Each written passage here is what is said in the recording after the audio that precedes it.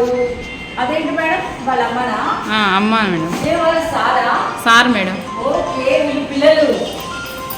మనము ఈ చక్కటి దీని మీద ఒక చిన్న పాట చెప్తాను, పాడతారా?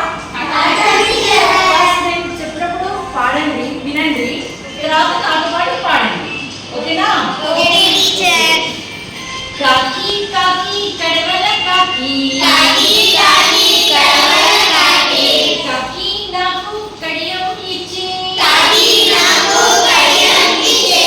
కడియం తీసుకెళ్ళి అమ్మకు ఇస్తే, అమ్మ నాకు అటుకులిచ్చే, అటుకులు తీసుకెళ్ళి పంతులుకి ఇస్తే, పంతులు నాకు చదువు చెప్పే, ఆ చదువుతో నాకు పెద్ద జాబే వచ్చే,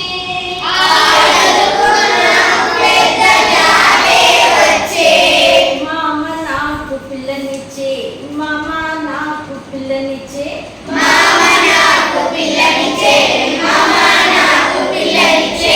పిల్ల పేరు మల్లె మొగ్గ, నా పేరు జమీందార్, కాకి కడవల కాకి, కాకి నాకు కడియం ఇచ్చే, కడియం తీసుకెళ్ళి అమ్మకు ఇస్తే, అమ్మ నాకు అటుకులిచ్చే, అటుకులు తీసుకెళ్ళి పంతులుకి ఇస్తే, పంతులు నాకు చదువు చెప్పే, ఆ చదువుతో నాకు పెద్ద జాబే వచ్చే,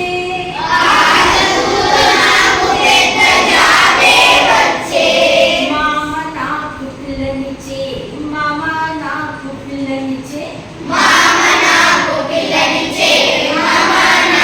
పిల్లనిచ్చే, పిల్ల పేరు మల్లె మొగ్గ,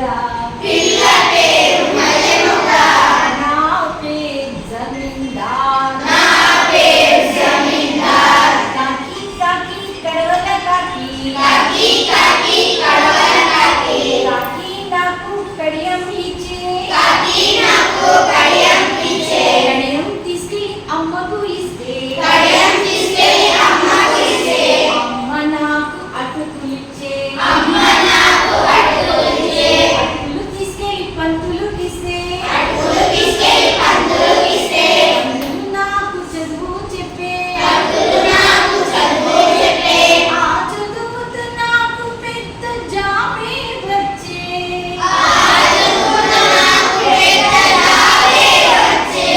మామ నాకు పిల్లనిచ్చే, మామ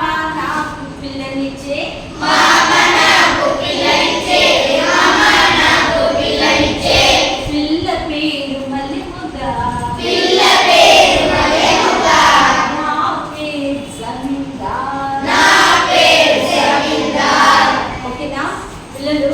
మీరు ఇప్పుడు మనం పాట పాడాం కదా, రేపు మీరు ఏం చేయాలంటే ఈ బొమ్మ మీద మీకు మీ సొంత వాక్యాలు ఇదే దాని కథ రూపంలో రాసుకురావాలి.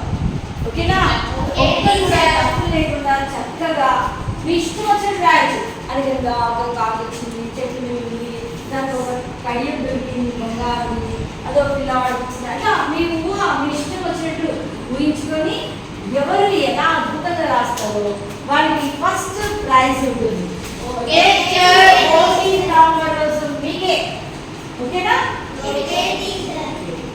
క్లాస్.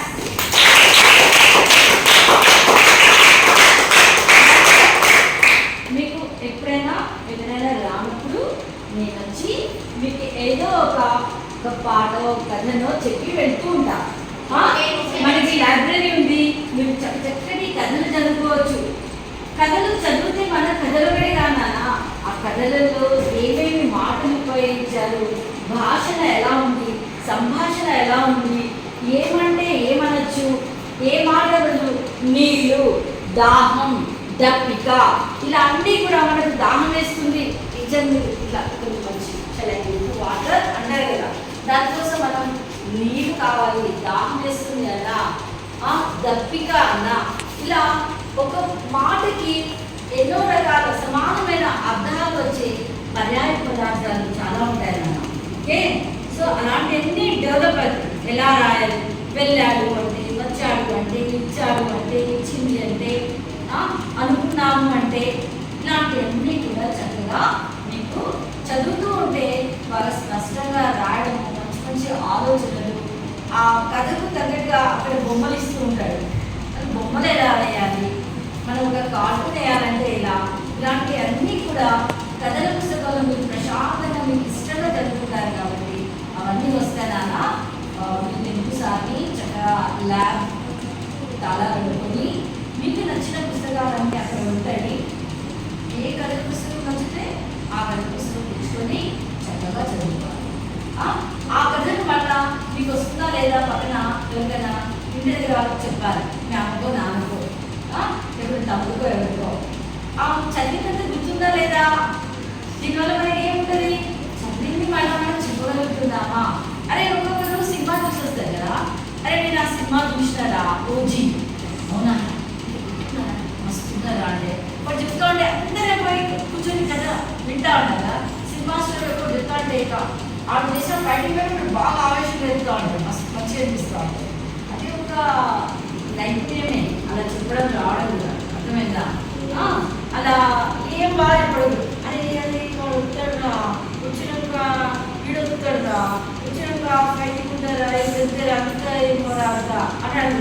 ఇంత బాగా మరోసారి వాడి సినిమా చెప్పురా ఉంటామా అలా చూసిన సినిమా చెప్పడం కానీ ఒక చదివిన పుస్తకం మళ్ళీ మనం వాళ్ళకి చక్కగా అర్థమయ్యేలా చెప్పడం కానీ ఆసక్తిగా అనిపించేలాగా చెప్పడం కానీ అది కూడా ఒక టాలెంటే కదా. ఓకేనా? Okay, bye students.